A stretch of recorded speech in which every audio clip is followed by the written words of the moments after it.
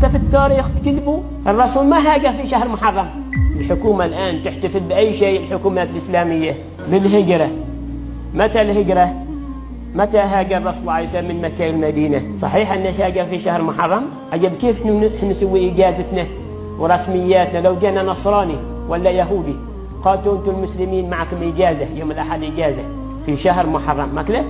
عن إيش؟ قلت هجرة الرسول صلى الله عليه وسلم ونحن نفتخر بها. إيش بتقول له؟ إيش الجواب؟ هل الرسول صحيح أنه هاجر في شهر محرم؟ الجواب الرسول ما هاجر أول محرم، ما هاجر في شهر محرم، الرسول هاجر في شهر ربيع. ولكن الصحابة رضي الله عنهم اجتمعوا في زمان عمر بن الخطاب واتفقوا على أن يجعلوا التاريخ أول محرم لأجل مصالح. من جملة هذه المصالح رجوع الحجاج من الأقطار، رجوع الحجاج إلى بلدانهم. وذكروا المؤرخون أن السنة العربية قبل الإسلام تبدأ بأول محرم. فإذا هذا رأي الصحابة واتفقوا عليه وقدموه وجعلوا في أول محرم.